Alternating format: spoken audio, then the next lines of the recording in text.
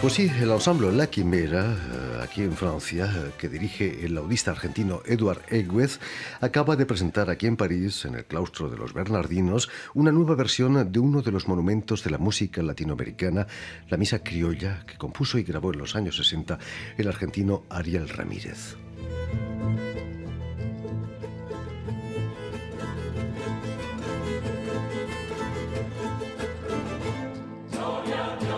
En las alturas pasa los hombres, pasa los hombres que ama el Señor.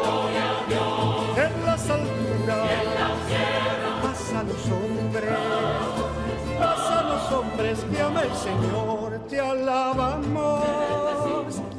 Y para hablarnos de esta misa criolla y de su trayectoria como laudista y director de orquesta, Eduardo Eguez ha sido tan amable de venir hasta nuestros estudios. Buenas tardes, Eduardo. Buenas tardes, Jordi. Y sobre todo, muchísimas gracias por haber aceptado nuestra invitación. Permíteme que explique antes que nada que naciste en Buenos Aires en 1959, donde vas a realizar estudios de guitarra y de composición también en la Universidad Católica. Pero imagino que tu primer contacto con la guitarra fue en el seno de la familia, ¿no? Sí. Más precisamente cuando yo tenía 8 años, mi madre aparece con una pequeñita guitarra comprada en la célebre Casa de Música de Buenos Aires, la antigua Casa Núñez se llamaba y se sigue llamando después de cuántos, mejor no digamos. Tú ya dijiste la edad, pero esperemos que la gente no calcule. Y bueno, y ella apareció con esta guitarrita de un tamaño un poco menor, digamos, como para un niño.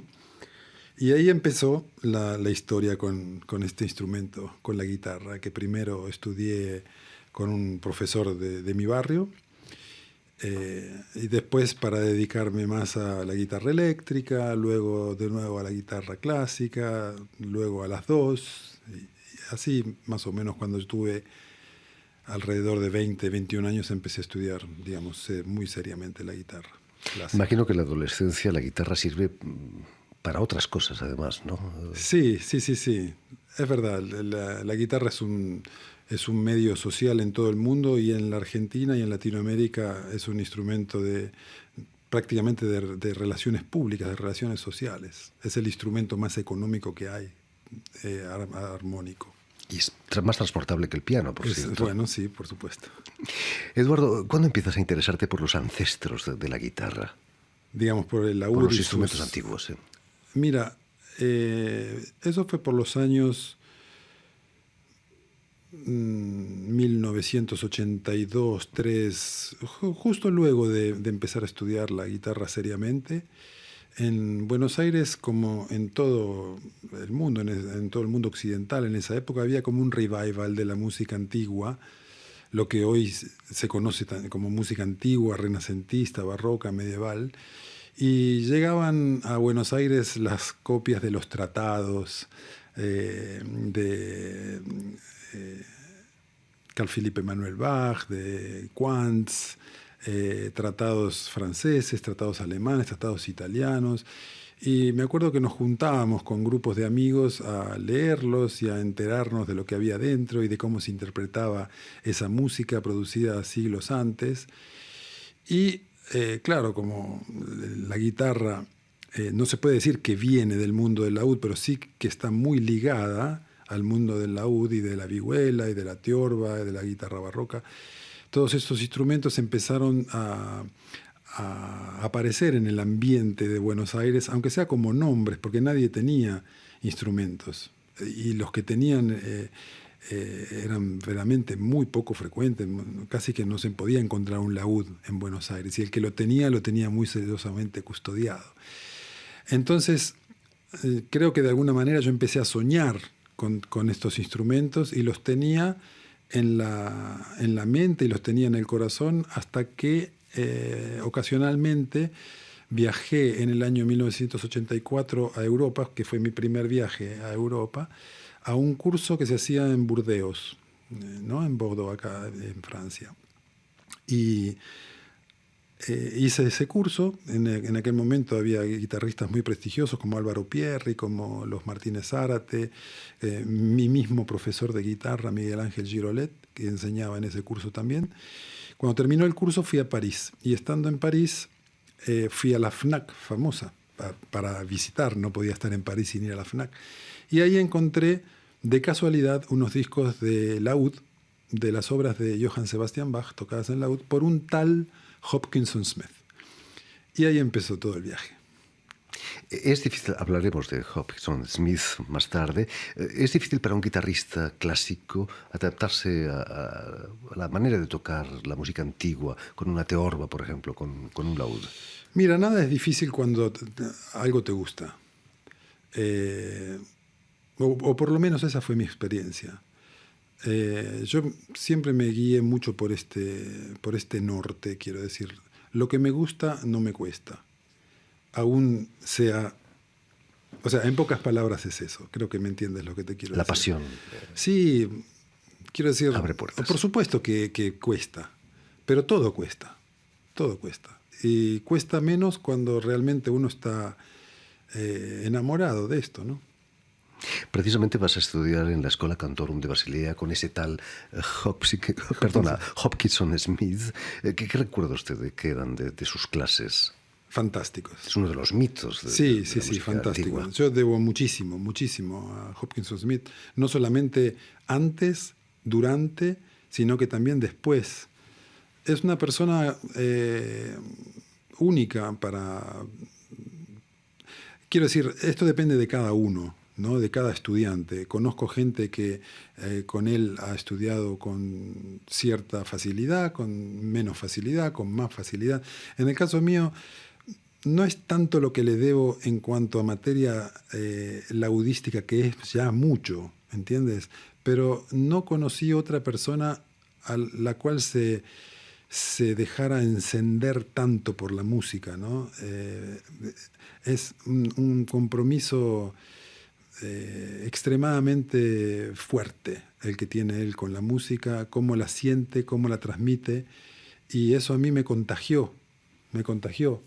Yo hoy casi que tengo poco que ver con su manera de tocar, quién sabe, cada uno siguió por su camino, como es lógico que así sea, pero nunca me voy a olvidar de este fervor musical, este contagio, esta enfermedad por los sonidos, por la armonía, por la belleza de la música. Eso, ¿qué más se le puede pedir a un maestro? ¿Cómo viviste el contraste entre la pasión por la música de tu maestro con la relativa frialdad de los suizos en Basilea? Bueno, nosotros en Basilea se puede también... Cuando digo nosotros era porque yo en ese momento tenía una compañera y tenía muchos amigos que habíamos viajado prácticamente contemporáneamente. Y en Basilea, como en cualquier lugar del mundo, puede haber mundos paralelos. Quiero decir, por un lado está la sociedad y por otro lado está este mundo paralelo, ¿no? De los latinos, de los mismos suizos que les gusta hacerse pasar por latinos. Había muchos españoles, a tal punto que en aquel momento se le decía la Schola Cantorum Brasiliensis, porque había tantos brasileros de los cuales todavía seguimos guardando muchísima amistad con ellos. O sea que no hubo tal contraste. Claro, siempre un poco hay, pero si lo hubo no fue para nada dramático.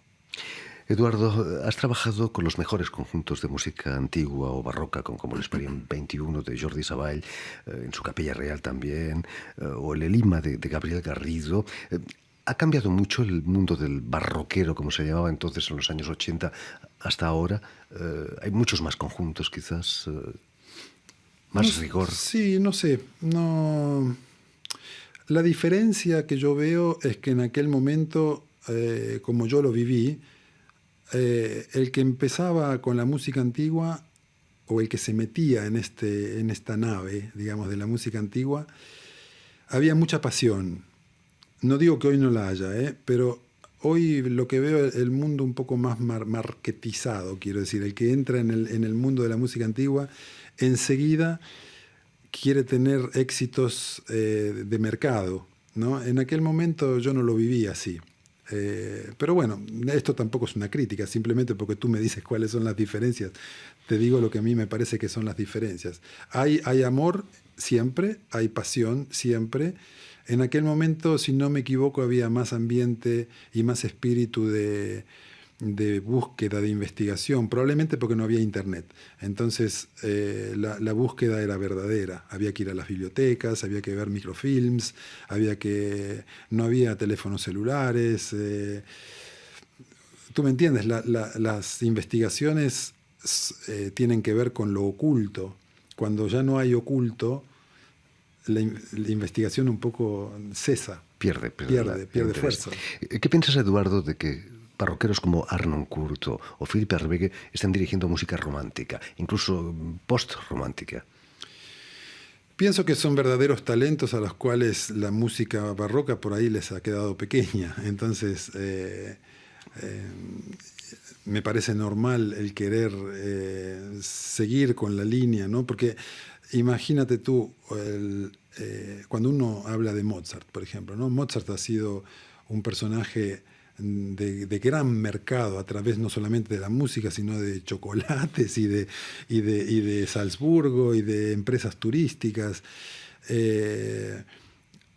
Cuando digo esto, de un Mozart, de un Beethoven, de un Brahms, de personajes de la música clásica y romántica que han sido tan mediatizados que solemos perder de alguna manera el contacto con la verdadera música que ellos hicieron, porque está tanto la otra parafernalia paralela que uno suele perder. Entonces personajes como los que tú me dijiste, como Philippe Hervégué o Nikolaus Harnoncourt o otros más que han incursionado en estos repertorios, obviamente que están interesados en cómo esa música también se reproducía originalmente, ¿no? Con los instrumentos de época. Entonces, cuando nos metemos en este terreno, ya no hay tanta diferencia entre un Monteverdi, entre un Orlando Di Lasso o un Brahms, porque lo que nos interesa es el efecto de cómo esa música fue creada en su momento.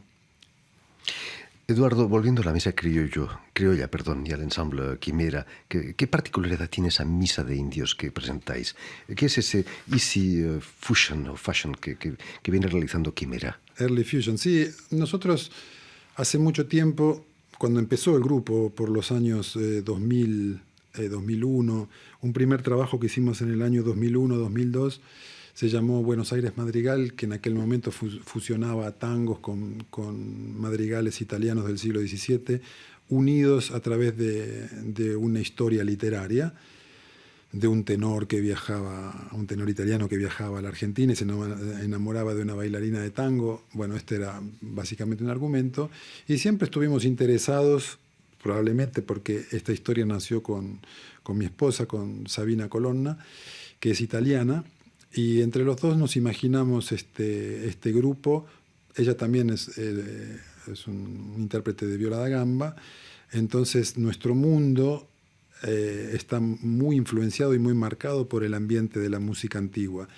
Y como yo vengo de una cultura popular muy fuerte, ¿no? Del tango y del folclore argentino, se nos ocurrió este viaje de intercambios entre los mundos antiguos y los mundos modernos. Hicimos varios trabajos.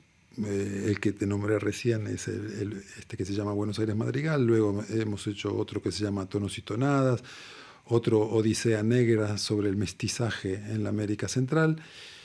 Y este último que hemos hecho, la Misa de Indios, conjuga la parte moderna, que si bien tiene ritmos ancestrales como el carnavalito, como la baguala o la vidala, conjuga estos ritmos escritos por Ariel Ramírez en los años 60, o sea que es una obra de alguna manera moderna, con piezas del barroco colonial, donde se establece esta melange, ¿no? de early fusion, como le llamamos nosotros, que sería como una fusión temprana, por traducirlo de alguna manera.